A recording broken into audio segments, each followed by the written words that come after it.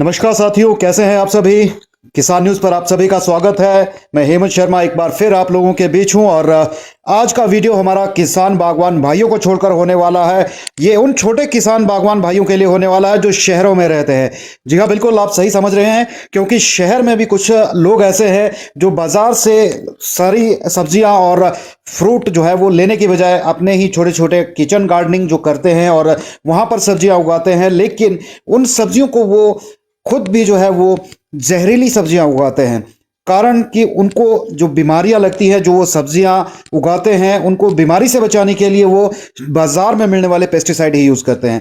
तो उस पेस्टिसाइड को यूज ना करते हुए आप किस तरह से प्राकृतिक खेती कर सकते हैं, अपनी किचन गार्डनिंग कर सकते हैं, इस वीडियो में जो है आपको वही जानकारी दी जाएगी किसान न्यूज के माध्यम से। तो सबसे पहले जो है वीडियो को ज्यादा से ज्यादा शेयर कीजिएगा। और हमारे बीच प्राकृतिक खेती के एक्सपर्ट रोहित शर्मा जी हैं, जो कि जिला सोलन के कंडा घाट से संबंध रखते हैं, क्यारटू गांव के हैं। और मेरे पीछे आप दवाइयां देख रहे हैं, अलग अलग बैचेस यहां पर दवाइयों के हैं। तो ये प्राकृतिक दवाइयां तैयार करते हैं और आज हम इन्हीं से जानेंगे कि वो किस तरह से जो है वो किचन गार्डनिंग करने वाले हमारे जो लोग हैं वो किस तरह से घर में प्राकृतिक तौर पर दवाइयों का बनी हुई इन दवाइयों का यूज कर सकते हैं और किस तरह से जो है एक सेहतमंद प्रोडक्शन वो अपने किचन गार्डनिंग से ले सकते हैं। तो रोहित भाई, आपका किसान न्यूज पर स्वागत रहेगा। पहले तो बहुत बहुत धन्यवाद भाई हेमंत जी।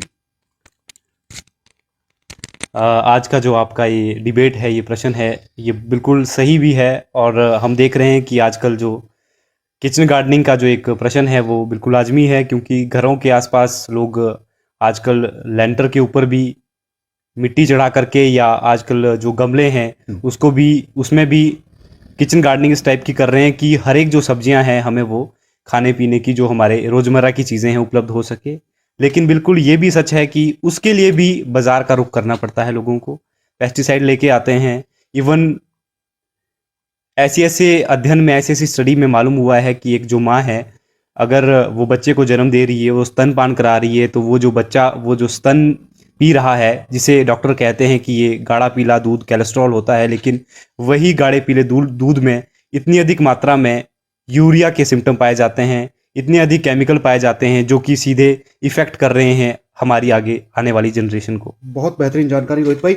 आगे की जानकारी देने से पहले मैं आपसे पहले आप अपनी इंट्रोडक्शन दे लें और प्राकृतिक खेती के बारे में बताएं और कॉन्टैक्ट नंबर जरूर शेयर करें, ताकि कोई साथी आपसे दवा अगर लेना चाहता है किचन गार्डनिंग के लिए खास तौर पर। हालांकि किसान बागवान भाई अगर आप भी देख रहे हैं तो आपको मैंने पहले भी वीडियो बनाया रोहित भाई का, काफी लार्ज स्केल पे ये प्राकृतिक दवाएं बनाते हैं। हमारे पीछे के आप देख ही सकते हैं। आज गैलरी पूरी भर चुकी है और रोहित जी को रिस्पांस हमारे पिछले वीडियो से भी बहुत अच्छा आया। तो ये अच्छी बात है कि आप सभी साथियों ने शेयर किया, आगे बढ़ाया उसको, और काफी हमारे साथी नए जो है वो रोहित भाई से जुड़े हैं। तो रोहित भाई, अपनी इंट्रोडक्शन आप पूरी दें पहले। जी, मेरा नाम रोहित कौशिक और मेरा गांव क्यारटू। मैं कंडाहाट से 6 किलोमीटर आगे चाइल रोड से जो है रोड करता है, उस रोड पे मेरा एक गांव है और प्राकृतिक खेती मैं कर रहा हूं। कॉन्टैक्ट नंबर और कोई आपके सोशल प्लेटफॉर्म पे जुड़ना चाहता है? जी बिल्कुल जी, इस मीडिया के माध्यम से बताना चाहता हूं कि मेरा दूरभाष नंबर है 82 198 40 050। और अगर यूट्यूब लिंक की बात करूं तो रोहित कौशिक नेचुरल HP करके आप सर्च कर सकते हैं। जी, चलिए रोहित भाई आगे बढ़ते हैं। किचन गार्डनिंग, क्योंकि मुझे लगता है शहरों में जो है वो जिसके पास भी छोटी से छोटी जगह है और जगह नहीं भी है तो गमलों के माध्यम से, जैसे आपने कहा, कर सकता है। लेकिन उसे जो है वो बीमारियों से बचाना ये एक बहुत बड़ी चुनौती रहती है उन लोगों के लिए, और उन्हें कहीं ना कहीं पेस्टिसाइड यूज करने ही पड़ते हैं। तो वो पेस्टिसाइड यूज ना करते हुए वो नेचुरल दवाएं कैसे यूज कर सकते हैं और क्या क्या क्वांटिटी रहती है, कैसे? मैं बात एक एग्जाम्पल के तौर पर लेता हूँ। टमाटर मोस्टली जो है वो शहरों में शायद लोग छोटे छोटे 2-4 पौधे लगाते हैं। और इसके अलावा शिमला मिर्च की बात करें, खीरे की बात करें, करेला की बात करें, तो इस तरह की कई छोटे छोटे प्लांट्स लगाते हैं सब्जियों के।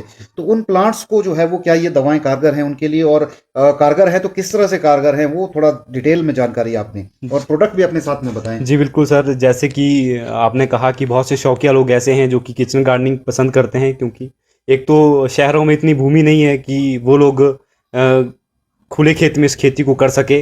किचन गार्डनिंग एक अच्छा माध्यम है और बहुत अच्छा कार्य कर रहे हैं, मैं देखता भी रहता हूँ।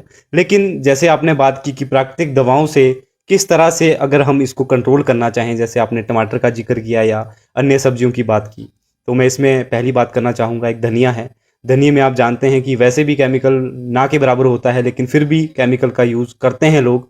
उसकी जगह पे जैसे प्राकृतिक खेती की बात है, इनसे बनी दवाइयों की बात है, तो इसका एक सिस्टमैटिक वे ये है कि बहुत कम मात्रा में किचन गार्डनिंग में दवाइयों का उपयोग होता है, क्योंकि पीठ वाला पंप नहीं लेना होता, हाथ वाली स्प्रे से करें तो भी बेटर है, हैंड स्प्रेयर जो होता है।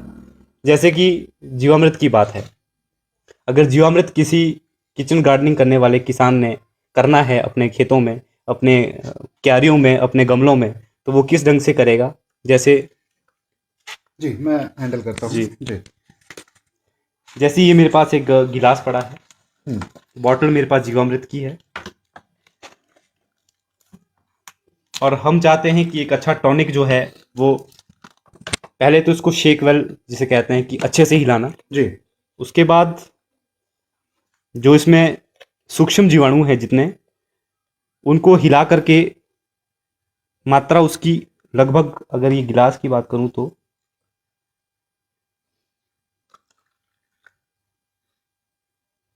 लगभग ये 200 ml हो गया है, 200 ml के करीब, लेकिन थोड़ा सा और इसको बढ़ा देते हैं हम। जी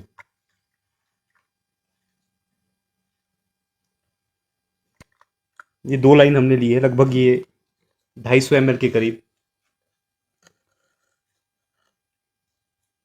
हम्म, इतना सा जो है, ये अगर हम अपने हैंड स्प्रेयर जो हमारा होता है उसमें डालेंगे, जी और इसमें अगर वो हैंड स्प्रेयर हमारा लगभग 250 ml का, 500 ml का है, तो उसमें इतना डाल दीजिए, 250 ml पानी डाल दीजिए, 250 ml इसको डाल दीजिए, बराबर मिश्रण करें। अगर आपके पास जो स्प्रेयर है वो अगर 2 लीटर का भी है तो 2 लीटर में मात्रा जो है लगभग इसकी ऊपर नीचे कर सकते हैं आप थोड़ी अपने हिसाब से, लेकिन इतना जो है सफिशिएंट रहेगा। जी इसको आप इसकी स्प्रे करें, और इससे जो एक टॉनिक फसलों को मिलेगा वो बहुत अच्छा मिलेगा। इससे बीमारियां भी कंट्रोल रहेगी, और एक तरह का एक टॉनिक है जिससे हमारी फसल है जो लंबे समय तक वो जिंदा रहती है।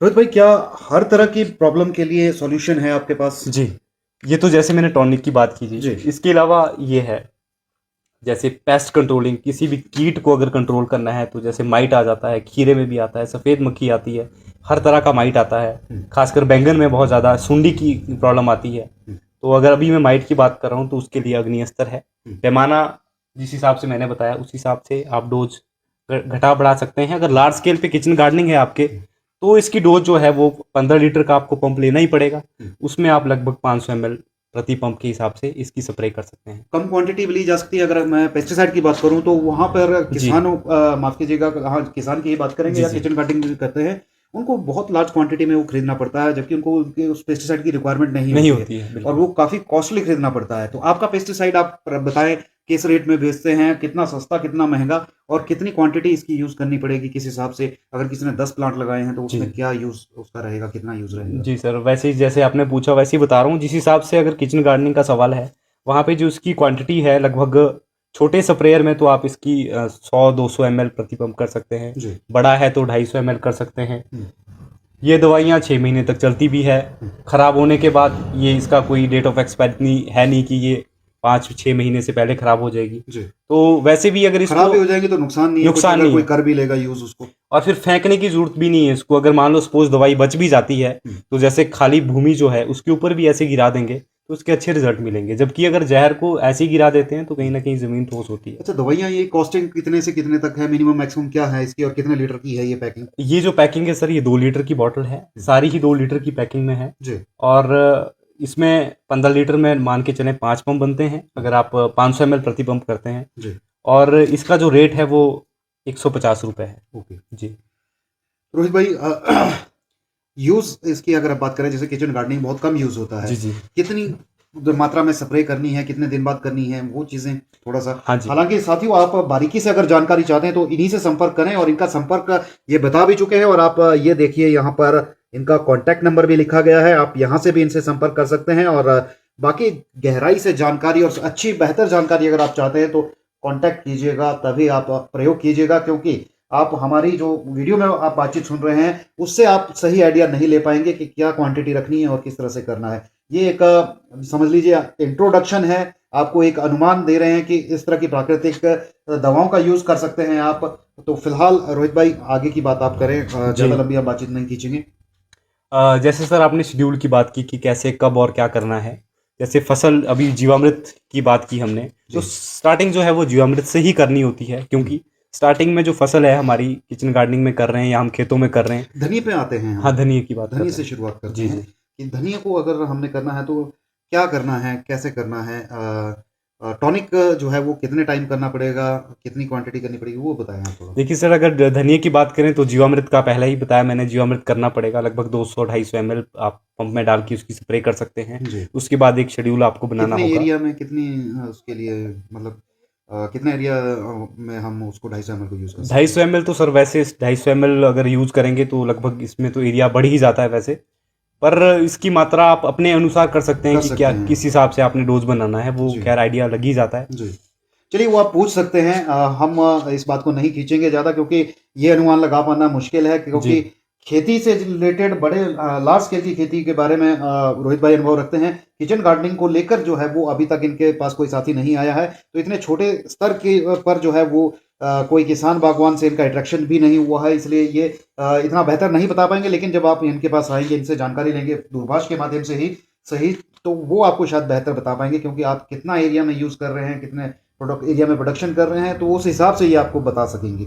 तो चलिए इस वीडियो को हम फिलहाल अभी के लिए यही रोकते हैं। इसमें एक जी। बात कहना चाहूँगा सर, अगर किचन गार्डनिंग की बात है और लोग चाहते हैं कि हमें बहुत अच्छे रिजल्ट मिले, जी। तो मैं ये कहना चाहूँगा कि अगर पानी ना भी डालें, जी। इसको प्योर भी लें तो भी रिजल्ट इसके अच्छे मिलेंगे, क्योंकि छोटे स्केल पे अगर पानी डालेंगे जैसे आपने बोला तो वो उसकी जो क्वांटिटी उसका हिसाब लगाना मेरे लिए भी मुश्किल है। जी। इसलिए सीधा हिसाब है कि इसकी 1 लाइन या 2 लाइन मतलब 150 ml के हिसाब हार्मफुल से। नहीं होगा अगर इसको प्योरली डालेंगे? नहीं सर, नहीं होगा, हार्मफुल नहीं होगा, जितना इफेक्ट नहीं होगा इसका। जी। जी।